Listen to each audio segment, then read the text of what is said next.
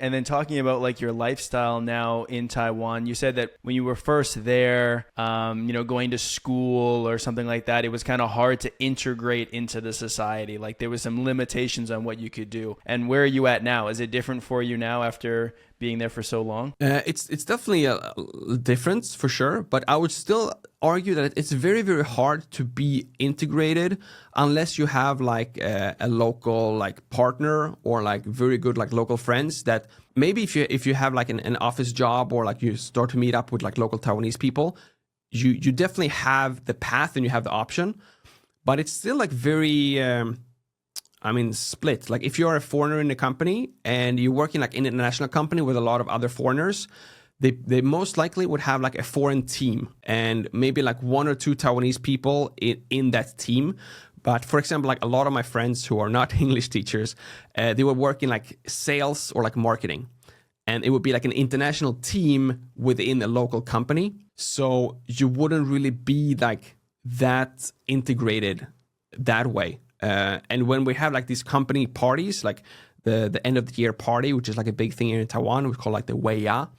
They would have like a huge room, let's say with like, 1,000 people, the entire company might be there for like 1,000 people. And they would have like 100 tables and 10 people among each table.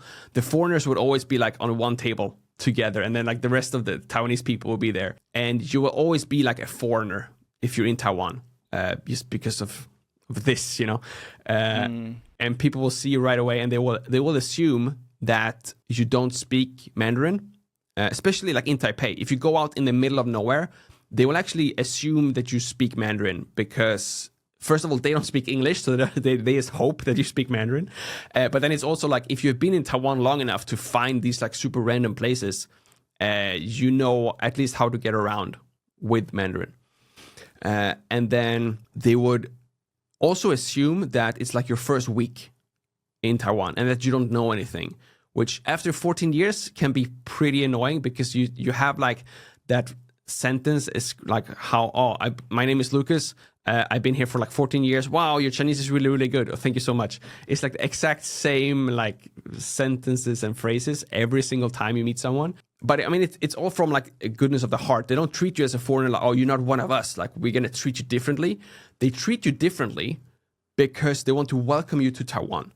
So, you get like free stuff. You get like the biggest welcomes and they're like, oh yeah, you're a foreigner. I don't think you know how to do this, but not from like, oh, you must be a dumb foreigner. It's just like, this must be like your first couple of days here. Let me grab your hand and walk you across the street so you can find the 7-Eleven sign, It's like, it's kind of almost on like that level. Which when you've lived here for like 14 years, you're like, yeah, I want to feel like home. I don't really want to feel like this anymore because this is my home now. But overall, it's amazing being a foreigner in Taiwan, but it's not that easy to integrate unless you yourself like really like focus on getting into the society and whatever you might be interested in, if it's like the culture, the religion, or whatever. I have friends who have lived like outside of Taipei for like 14 years and they have never seen like a white person for years, so you could definitely do that, but you have to like actively like leave Taipei and build your own life somewhere else. Like Taipei in itself is a pretty international place, but Taiwan as a country might not be. Yeah, I think that's a very good way to put it. Yeah, and I guess people wanting to help you and like, hey, let me show you where the 7-Eleven is and everything is great if you really do need that help. And if you don't need that help, if you've been there for 14 years, it could feel a little bit patronizing, even if it's not intended to be that way, right?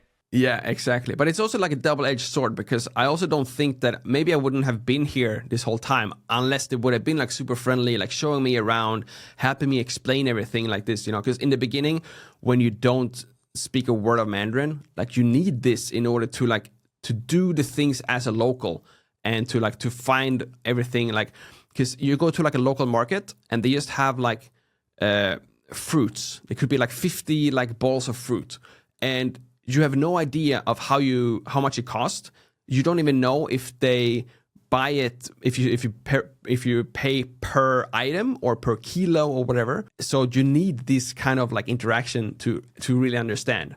But what they also don't understand is like, if I say, oh, I've been here for 14 years, they would not think that, oh, then you must know everything. You know, they will think that, wow, you must really like Taiwan, but I'm still going to help you to locate the nearest 7-Eleven. And it's like, yeah, it's for better it's or for worse. I interesting. guess you get a lot of attention, probably, especially if you're speaking Chinese. Yes, yeah. That was also like way different when I first arrived. So I was like a superstar, you know, because I was like quite young, and then I studied Chinese right away. So I just, everywhere I walked, as soon as I just said like ni hao, which is like, you know, you learn on the plane over here, people be like, wow, oh my God, your Chinese is amazing. And, you know, people want to take photos just because you're a foreigner in their like tiny village, you know. It's, it might sound narcissistic, but like I loved it.